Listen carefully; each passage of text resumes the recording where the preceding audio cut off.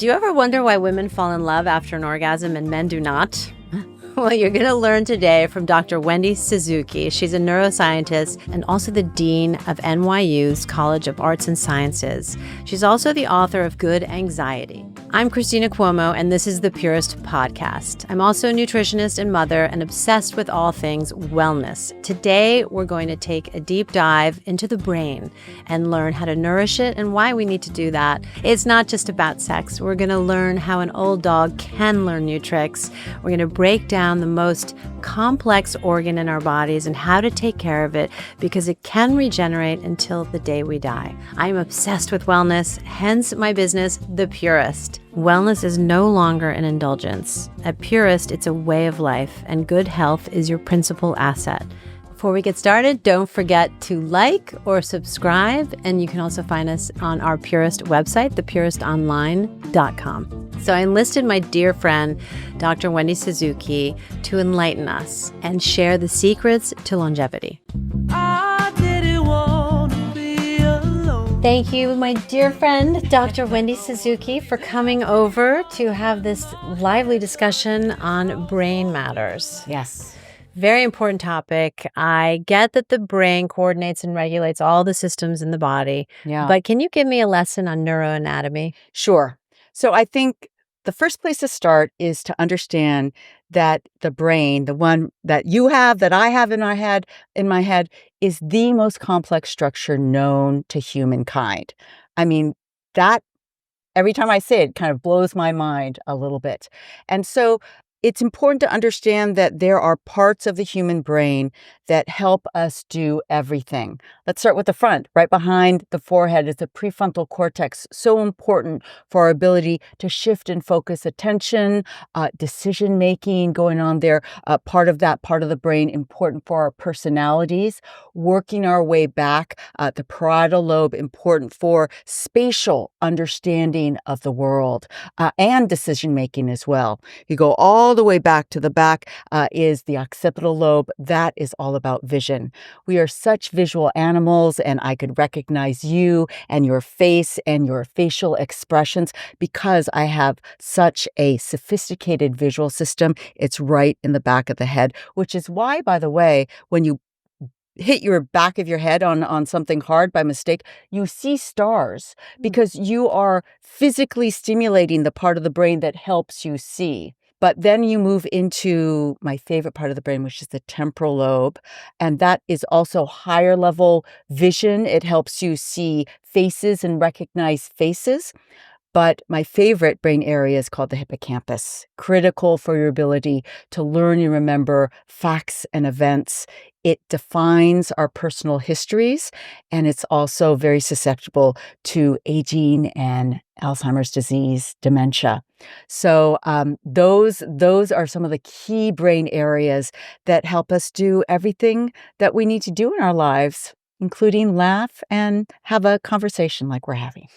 Explain the lower and upper brain. The upper brain is basically the outer covering, the cortex. Mm-hmm. That is, you can think of it as the computing power of the brain. What is in the upper brain are motor brain areas that control all of our movement, our sensory brain areas that allow us to feel everything in the body, all the senses, vision, audition, all of them, and our thinking brain. Prefrontal cortex is a big part of our thinking brain. Lower brain generally is controlling all of those things that are important to let us live. Our heart rate, our respiration rate, all those things that are unconscious. And thank goodness they work automatically because I might forget to breathe and that would not be a good thing. So that's the basic separation between upper and lower cognitive and maintenance. I think most people think of the left and right side of the brains. They don't think about upper and lower. That's so right. I wanted That's to right. ask you that question. Where's the spiritual aspect in all that? Well, that's a great question. I think neuroscientists have been trying to think about that for a long time.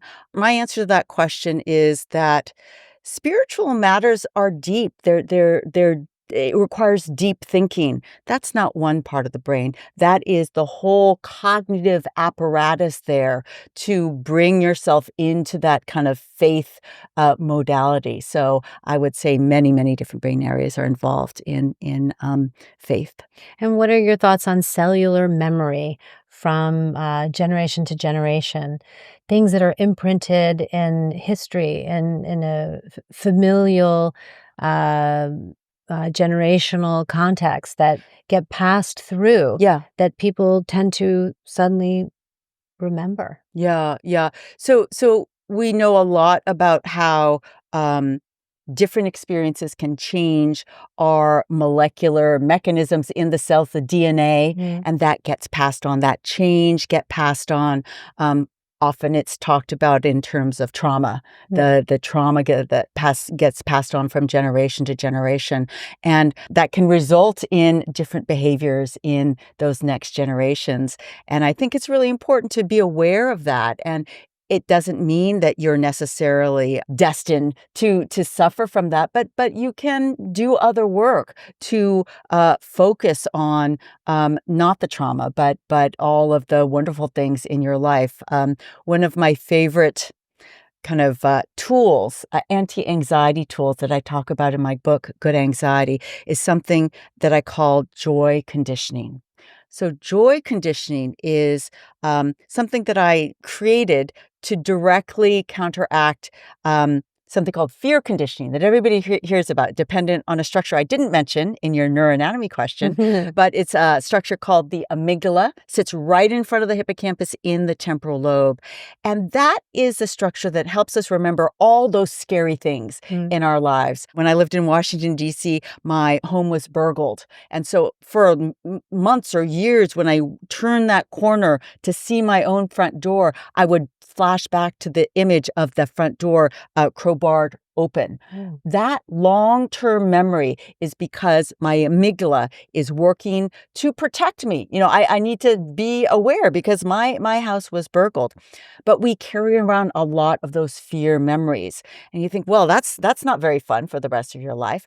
Well, joy conditioning is saying that the most joyful memories are not seared in our memory like those fearful, dangerous ones. However, we know how we can enhance them, how we can fortify them, and that's simply by recalling them. So joy conditioning is taking time by yourself or with others to relive the most joyous moments of your life, the happiest, the ones that made you laugh the most. And every time you revivify those memories, you are strengthening them and hopefully rebalancing all those fear memories that we all have with the joyful memories that I realized I don't think enough about in my life. I have a lot of them. We all have a lot of them. And that's what you need to do to kind of bring them up in your cognition. I refer to those as the happy place. Yes. When I talk to my kids, if you're feeling, low, you have to go to your happy place. Yes, exactly. But also it's replacing that first thought with a better second thought. Exactly. Right? Like yeah. that first memory, consciously making that effort. So I wanted to go back 550 million years ago. Yeah.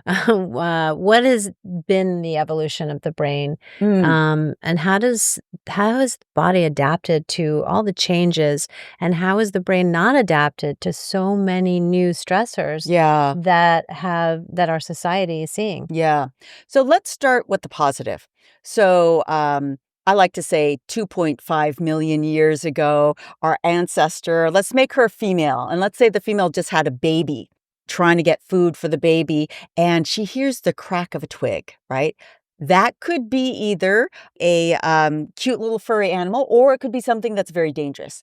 And that launches stress response, anxiety. What is that? Just a heightened awareness. And that releases our fight or flight. That launches our fight or flight response and the emotion of anxiety. That's protective. You can imagine we need that so that the new mother can either run away or fight the intruder. The sympathetic nervous system. Exactly. The sympathetic nervous system, the fight or flight part of the nervous system. So that's why it developed. It is protective, and it literally let us evolve into the species we are today because it protected us for all of this time. Unfortunately, now the bad part of the coin is that the same sympathetic nervous system, the fight or flight nervous system, gets launched not only for an animal that might kill us. Very few of us have those situations, but they get launched for the front page of the newspaper, all of our feeds, all of the news that we're looking at, even all of the aspirational pictures that we might see on Instagram. All of that causes the same kind of fear and threat. And sadly, you'd think, oh, well, that's not serious, so maybe our body will respond. Unfortunately, the body has evolved to respond in the same way, which was part of the reason why you can understand during the pandemic, all of us experienced higher levels of anxiety. That natural system for protection was going on overdrive. And, does the brain distinguish between what is real or imagined fear, between potential stress and an actual threat? Like, can you explain the science? I think part of the answer is it is individualistic. The body can respond equally fearfully to something that is an imagined threat. What if I get an F on my next test? As Dean of the College of Arts and Science, I know my students get fearful about things like that. And that becomes really real. And others will be able to realize, that's a possibility, but I'm not going to worry about that. I'm going to worry about how deeply I can study right now. But to answer your question, yes, the brain can respond equally fearfully to the threat of a situation. Again, part of our protective system that the world around us can take advantage of and kind of spiral us down into deep anxiety, deep stress. That's why I don't watch horror films anymore. My brain doesn't know the difference.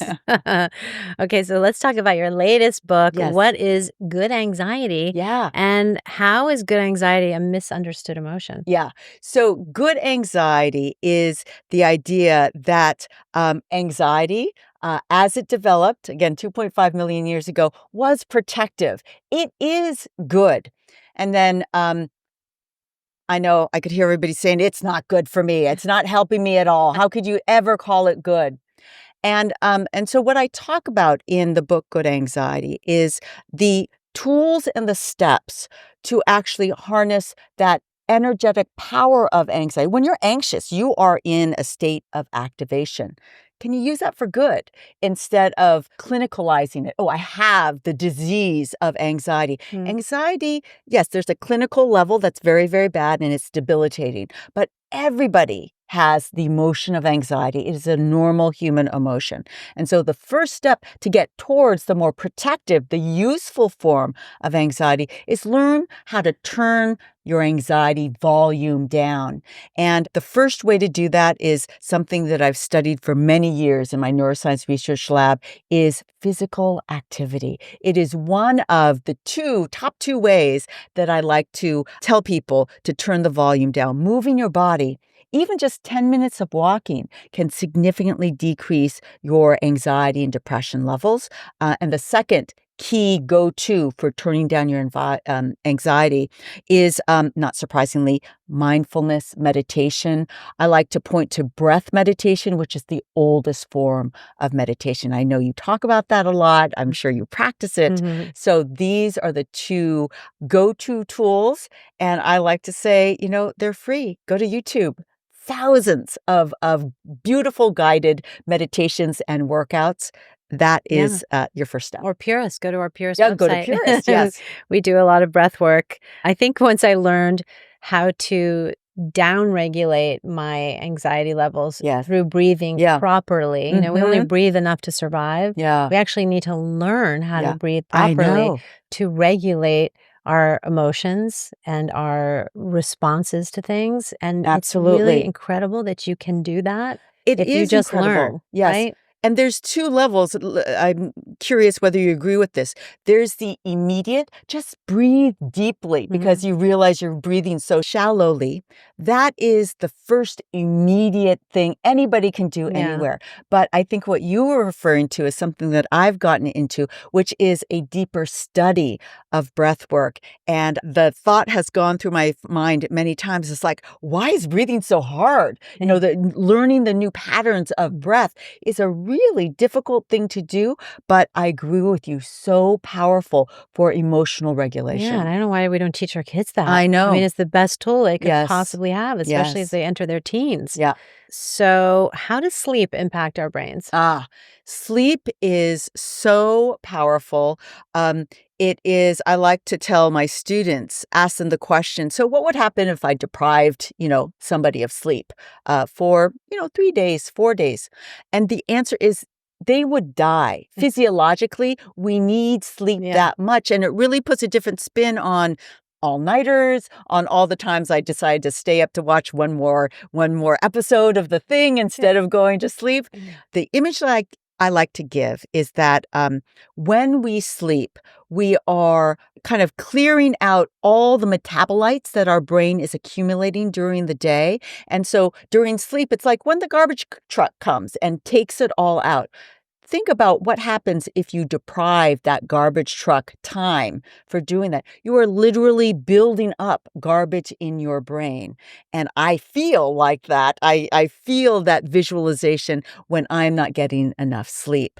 And too many of us kind of get used to that feeling and don't realize that actually, if you do train yourself to sleep, on average, 8 hours is a good time marker, that you will feel more clear, you will feel more focused, and your brain will be squeaky clean, as I like to say. Yeah, I mean, we spend like a third of our lives sleeping. Yes. But it is also the secret to longevity. It is. Sleep. I Yes, mean, your good cells sleep. literally regenerate overnight. And I Yeah. always try to remind my kids, like, oh, they have a breakout of acne. Well, get a good night's sleep because Yes. your skin will not regenerate Mhm. unless you're sleeping. Yeah. And, you try to find those tools that will bring them into the thing that they have to do. And that's a good way to do it. Yeah.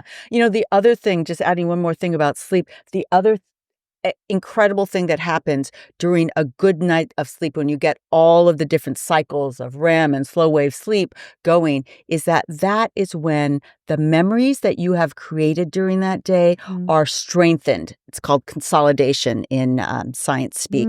And that means that those all-nighters or all those nights right before finals, when you are depriving yourself of sleep, you are limiting the effectiveness of all that beautiful study you did during the day because you're not allowing your brain to pull that in and strengthen those memories that you're going to need for that test. That is happening to all of us, not just our students from first grade to college, but all of us. And so you have a big presentation the next day. You need to keep all the facts in mind.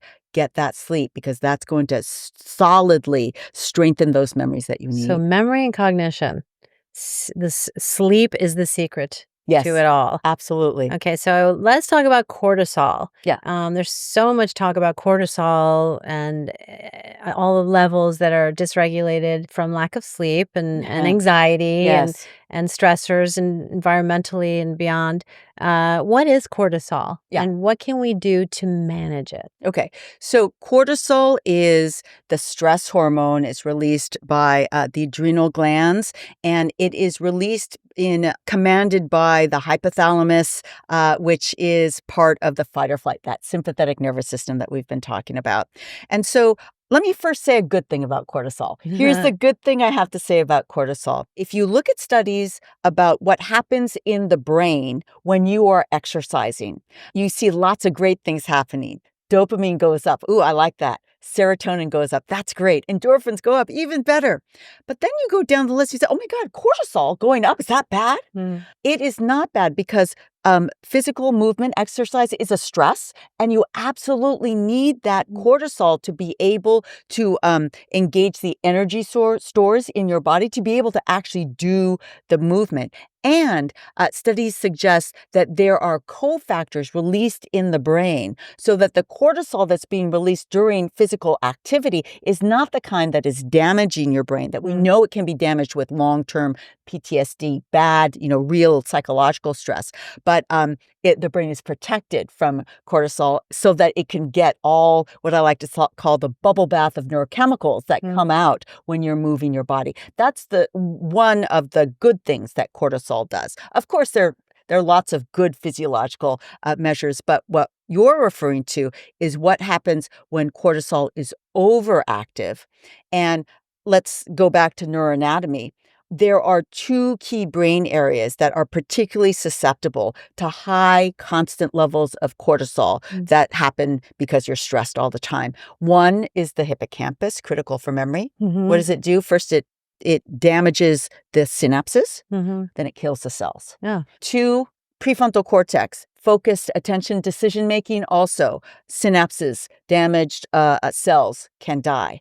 So this is what you're doing when you allow, not that I'm blaming the person, but when high levels of cortisol are happening, this is the kind of damage that can happen. And all these tools that I talk about in Good Anxiety are tools that can lower that stress response, lower anxiety, that will lower cortisol.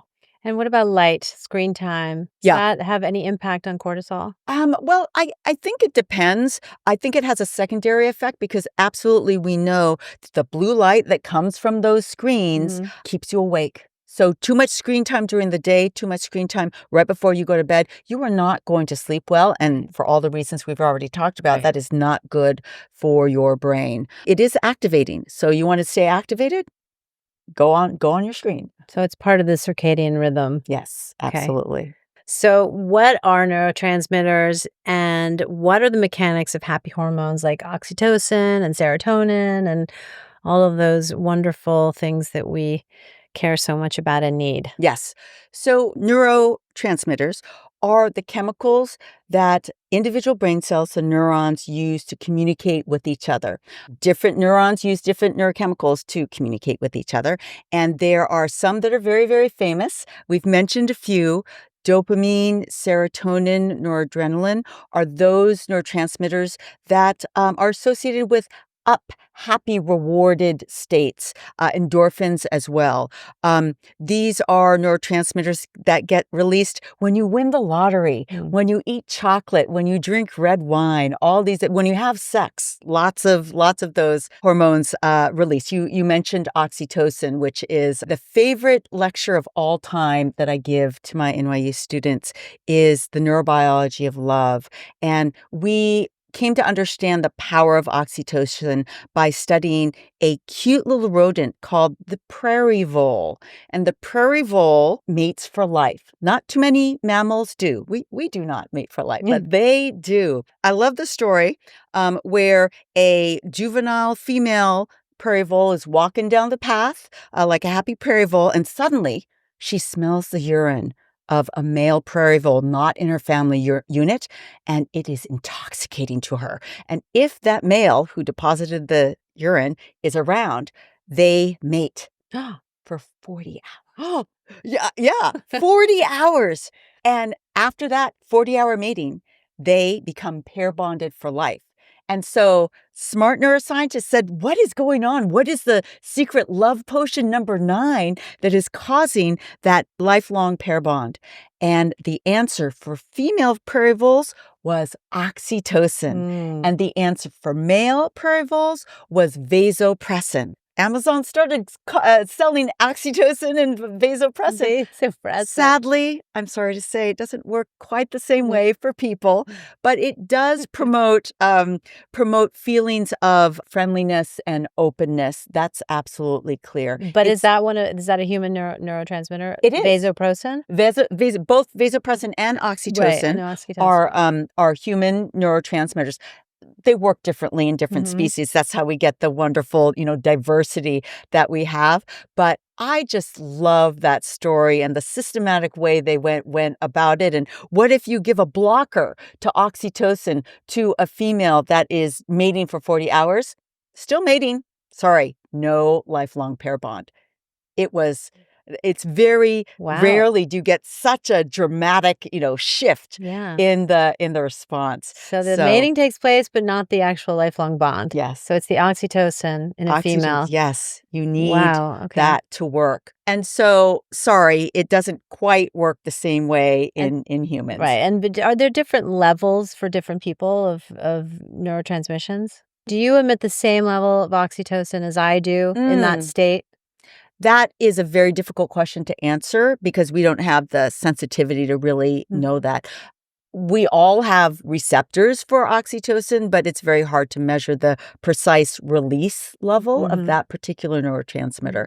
But just like everything, I mean, we both have the same brain structures, but yours is wired in a unique, beautiful way, and so is mine. And so that's what makes us, differentiated as Hence people. SSRIs. Yes, exactly. The need for those. Okay. Or more exercise. More exercise, exactly, or more sex. Yes, exactly. So let's talk about our intricate nervous system, which you talk a lot about in the book. What is the nervous system? How do we activate the sympathetic versus the parasympathetic, and the parasympathetic and the rest, digest, and flight or fight, and it's very complicated. Yeah, but not. Yeah. You Exactly. So let's go with not. It's not complicated. There's two parts of our nervous system. And to give you a definition of the nervous system includes the brain, the spinal cord, and all of the nerves that go out from it. That makes the entire nervous system. Two key parts of it that we've known for a very long time.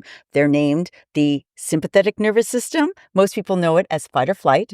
And the second equal and opposite part is called parasympathetic nervous system, also known as rest and digest. I'm on a marketing campaign to make the parasympathetic nervous system much more understood, because everybody knows about fight or flight and that it's activated and they get worried about it. They don't realize that everybody has equal and opposite part of the nervous system that is there to calm you down, to down-regulate the sympathetic nervous system and to get to that rest, digest, weekend, brunchy kind of field. That's what the parasympathetic nervous system does.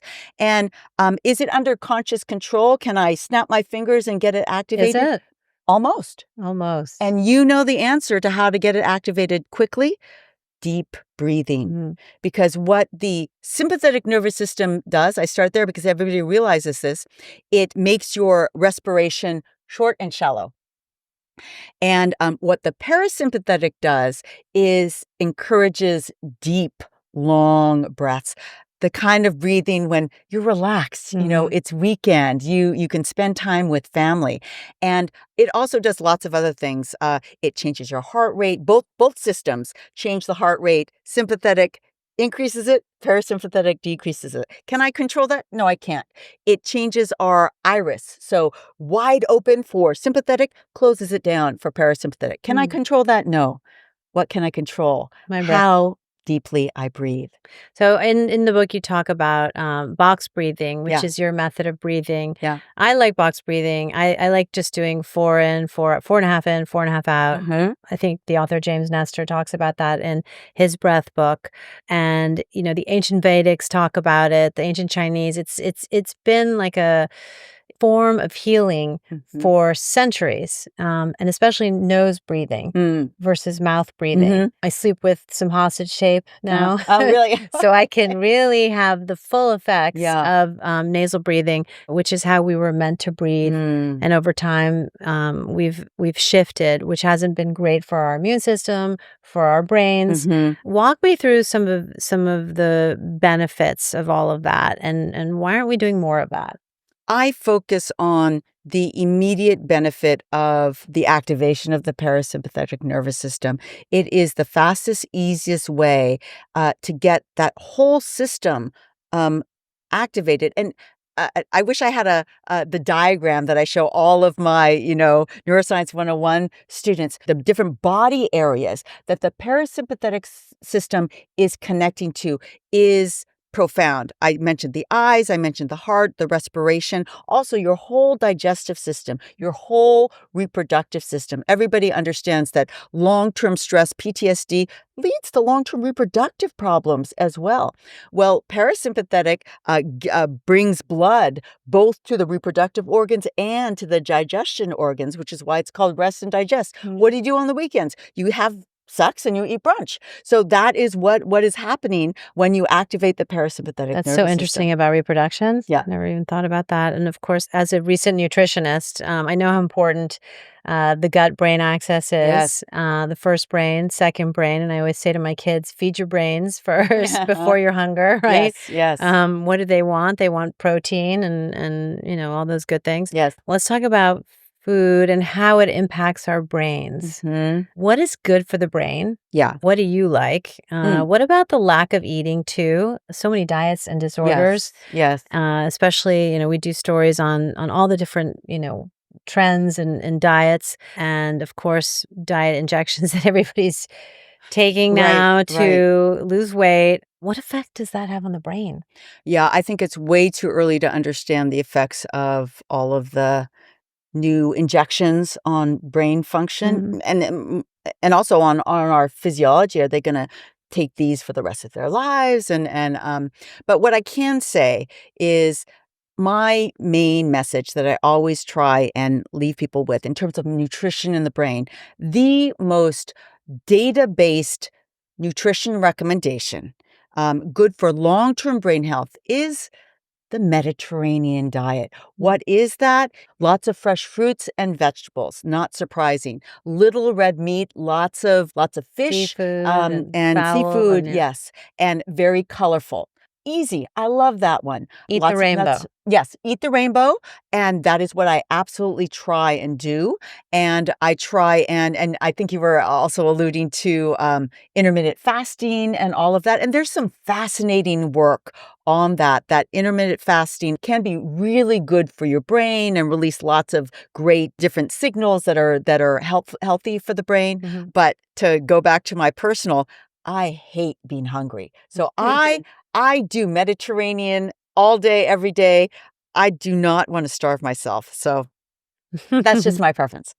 No, who wants to starve themselves? It doesn't feel good at all. And it affects our mood. Yes. And I know there's different ways to do it so it's less harsh, but I focus on what and not when exactly. Yeah. And of course, I don't eat at midnight, but I feel that the just honing in on little or no chemicals, not little processed foods, is a really healthy way to eat.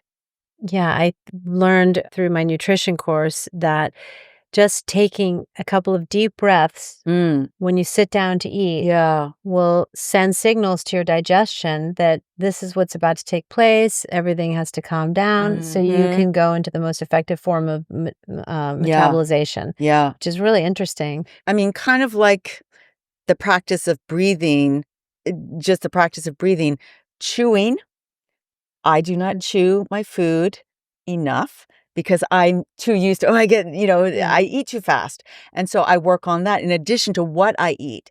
It really does matter how you eat. Of course, with friends is wonderful, but mindful eating is also very healthy. You were talking about the gut and the importance of the gut. Does it matter if you wolf your food down and don't chew very much versus you are mindful about how you're doing it and really the nutrition that you're giving your body? Yes, it does. It absolutely matters. So in your book, Good Anxiety, you talk about early exposure to stress, like food insecurity and emotional abuse, which affects the brain negatively. And does the brain freeze at that moment in time in your youth in which the abuse took place? Abuse is it's a really complicated topic, and it lays down very, very, very long-lasting memories that can last the rest of your life and come back in lots of different ways. Freezing is a very common response to a stressful situation. Animals, all sorts of animals do it. So that is a very common response to stress. And that response could come back in terms of the long-term memory associated with that stressful situation. And does the brain, or rather is the development of the brain thwarted by stressors? Yes, it is if there are very, very serious stressors. The developing brain is incredibly robust, but also needs certain, I'll call it food, So we know that there is a language critical period. You don't have normal language and normal interaction, and you don't have your parents reading with you and to you. Does that affect your brain development? Absolutely, it does. And so there are many socialization kinds of milestones that are critical for our young people to have. And does it change the brain if you don't have them? Yes, it does. Yes, for sure. You talk about social anxiety disorder in your book. Yeah. There's a lot of it these Mhm. days. Yeah. What is it, and how can we manage the stressors of our environment more effectively? Yeah, I think about this a lot again with my students. So, social anxiety is more prevalent today, likely because of the many years that our current students spent on Zoom and not socializing normally. And it is more awkward. You see it in having students come together and learn and kind of interact with each other. So, how do you get over that? You get over it by taking little steps. I mean, that's always my response to everything. How do you start to exercise, Dr. Suzuki? Take little steps. How do you start breathing, meditation? Take little steps. And social discomfort is the same thing. So maybe you go to the event, but you say, I'm only going to stay for 5 minutes and have one short conversation. That is great. And you call that a win. You don't have to stay for 3 hours and try and meet the whole crowd. So many of our tasks can be conquered by simply taking smaller bites. And I think that's my answer for this as well. So that leads me to offsetting anxiety. And you talk about some ways in which to do that in your book. Optimistic outlook and attitude. Yes. Right? Yes, absolutely. Being so important. You mentioned Mhm. that earlier. Cognitive flexibility and reappraisal, Yeah. or cognitive nimbleness. What is Mhm. that?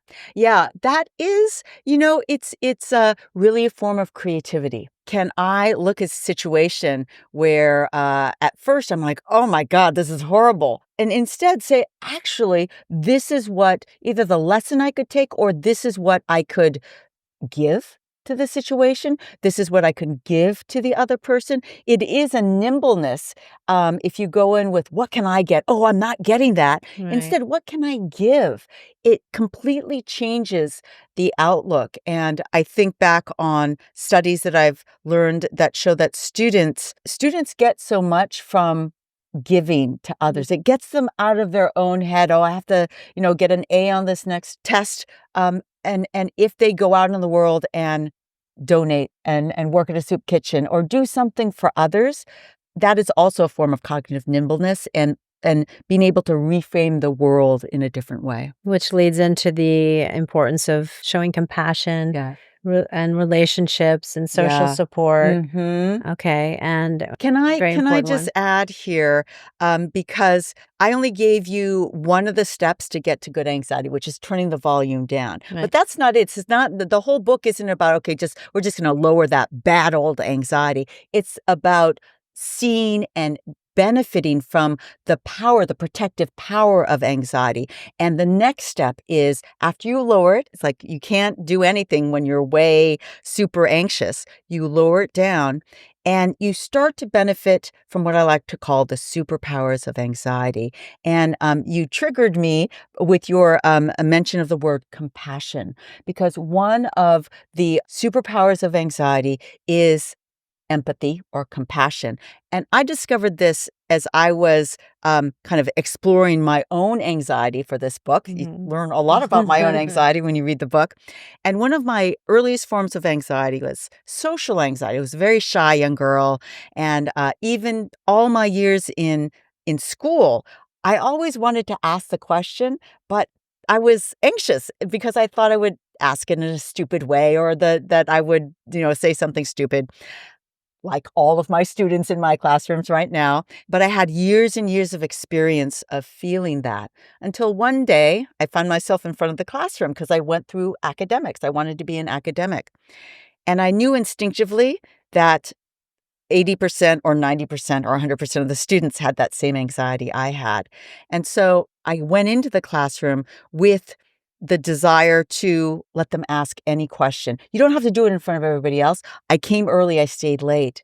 And I realized that became my superpower of teaching was my own empathy because of my experience.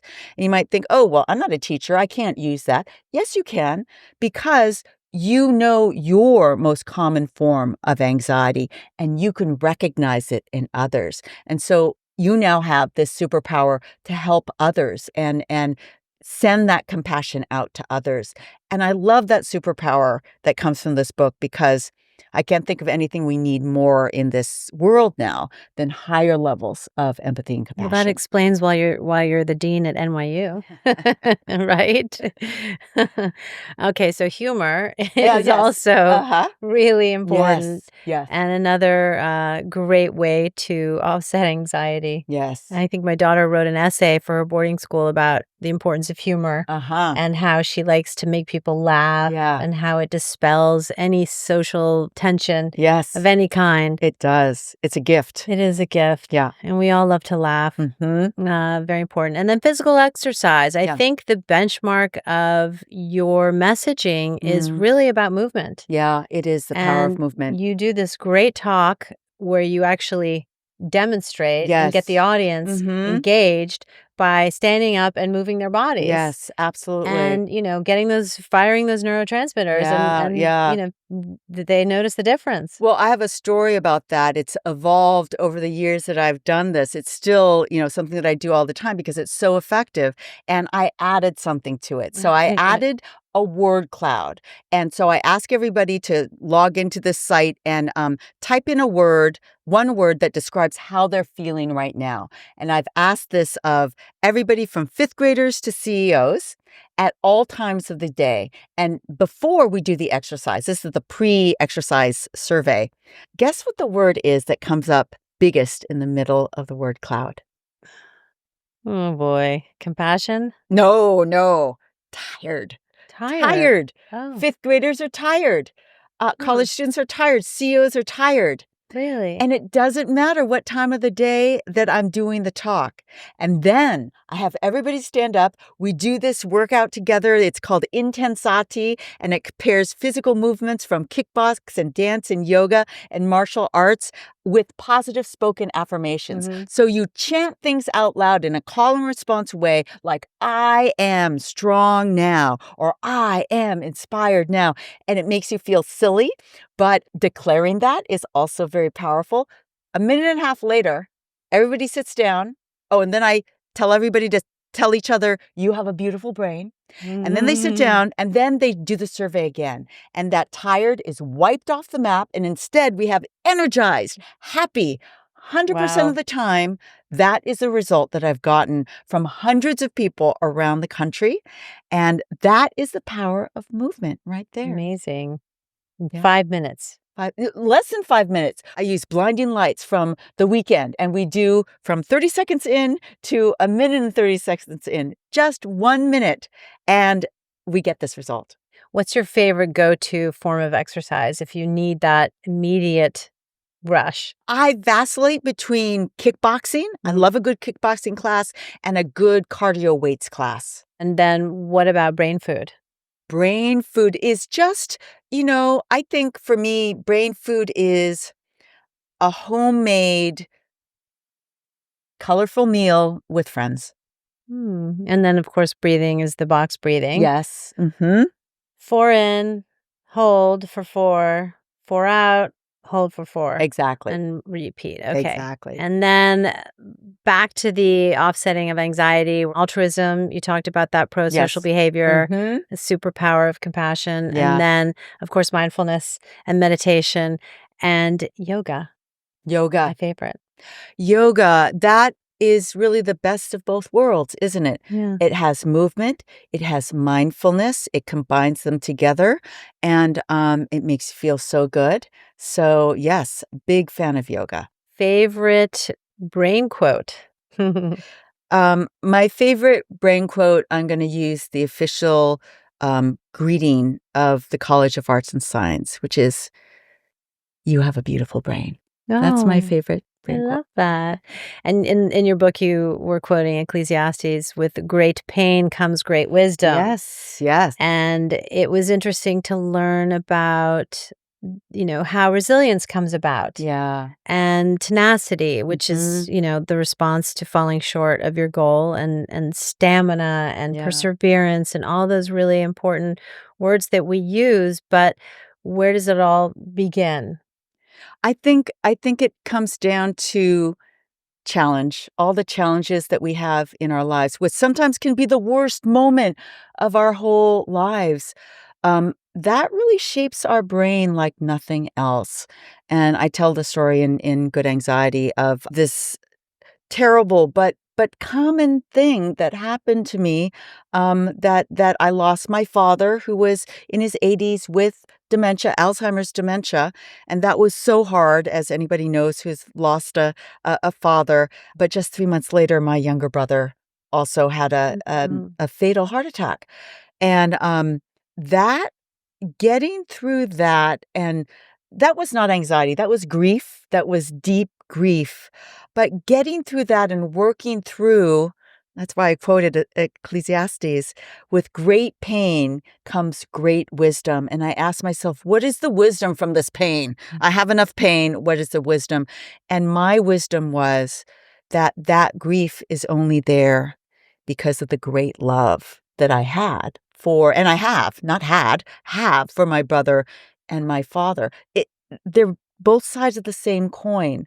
And that helped me deal with it. It's like, it's a tribute to them. This sad, sad state that I'm going through is a tribute. I will get through, and I will love as deeply again. And then this could happen again. It will happen again. But that was the wisdom that came from that experience for me. And also the creativity and learnedness, and how you've been able to teach people and share with people how to offset Alzheimer's, how to manage grief. Yes. Those are very important things. And without Yes. having experienced them, Right. you might not have known how necessary it is to help others Yeah. with that. Well, exactly. And that wisdom that came from that great pain transformed Good Anxiety. The superpower of empathy and compassion that I told you would not exist had I not gone through that. Yeah. During the writing of Good Anxiety, I needed to write a book that found the wisdom in not grief, well, and grief and anxiety. That was my therapy for getting over the grief. There's this song, Mr. Brightside from The Killers. Mm. Do you know it? It's a great song, but it made me think about something you talk about in the book, the negative contrast effect. Yeah. So how does adapting at any age, how is that the secret to to self-experimentation? Yeah. So the negative contrast effect is that realization that the good things in your life are even better when you've just experienced something really, really bad. And I had this great, this very memorable experience with this when the day that I was going to give my first big science talk as a graduate student. It was a big deal. All these famous neuroscientists were there, and I practiced and practiced and practiced, and I knew what I was going to say. And the guy that went before me gave such a bad talk. Everybody was like, get off the stage. You don't know your slides. It's terrible. That my talk was elevated beyond anything. It's like everybody's like, oh my God, it was great. And it was a well-practiced talk. But I realized that it was seen as even better because the poor guy Yeah. before me, he was bombed. terrible. He completely bombed. And I've taken that lesson, to realize that does anybody want or need a life that is just, you're a millionaire, you have no troubles in the world? No. The good things in our life are even better when we have that negative contrast. It's a psychological principle. And it really does help you deal with and realize the lessons of life and what is good in your life. Such an important lesson to learn.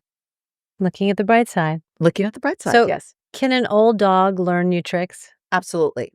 And I was just giving a talk about the effects of exercise on the brain to a older audience, and I really wanted to emphasize this one finding. So, one thing that everybody should be really excited about is that every one of us listening to this podcast has shiny new cells being grown in our hippocampus.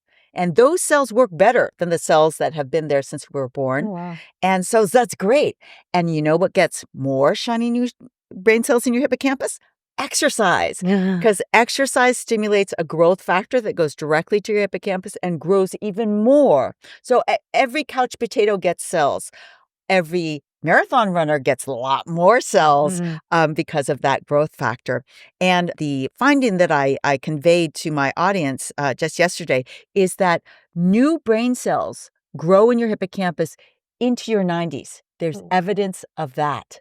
That means even 90-year-olds have this capacity to grow even more brain cells with BDNF. And you don't have to marathon run. You can do regular walking. And so, yes, So old any dogs age. can learn new tricks. Which brings me to neuroplasticity. Yes. Yeah. What is it?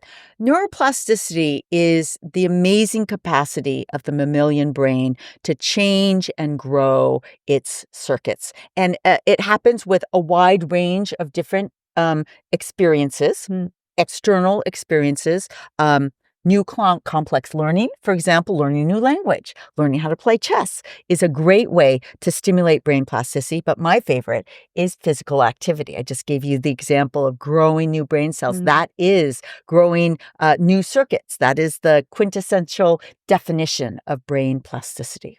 And constant negative feedback. You talk about that in the book. What are unregulated responses versus like emotional regulation? Yeah. So emotional regulation. So we talked about the amygdala and its role in laying down those fear memories, which can be protective, but they can, spiral out of control.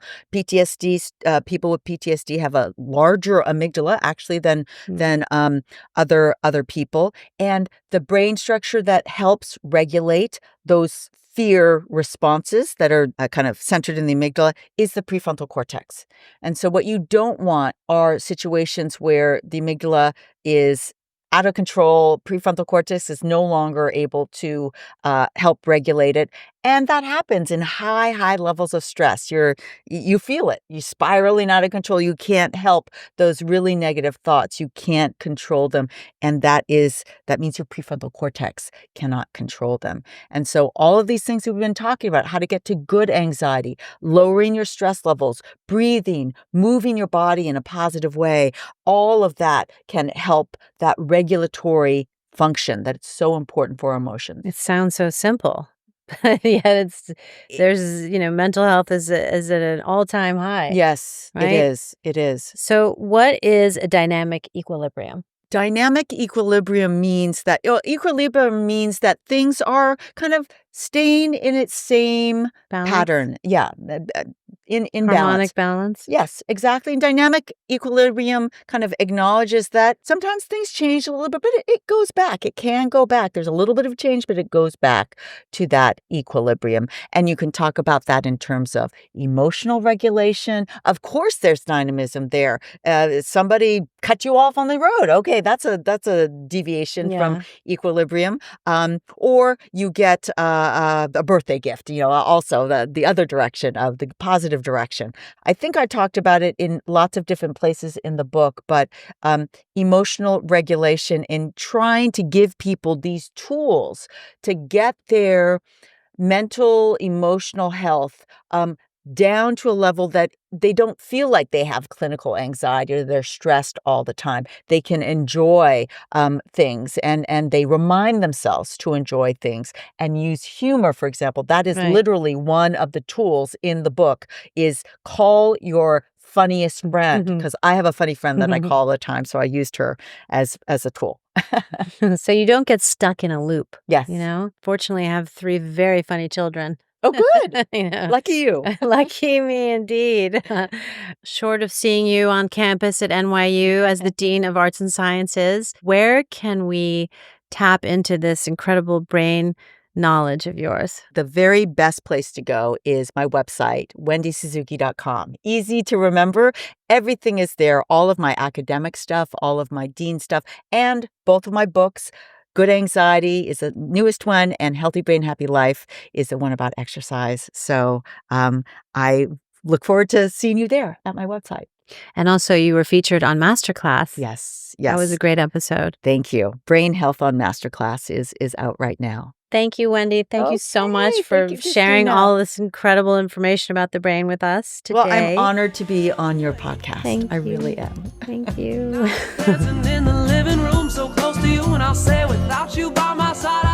Thank you, Wendy. I can't think of a better person to launch our Purist podcast on your good health. The Purist is the place to discover ways to refine and define that life you seek. Here, we share what matters so you can find strength, equilibrium, peace of mind, laughter, and love in your life. Thank you for listening, everyone. Please don't forget to like or subscribe. I'm Cristina Cuomo. Until next time, be well.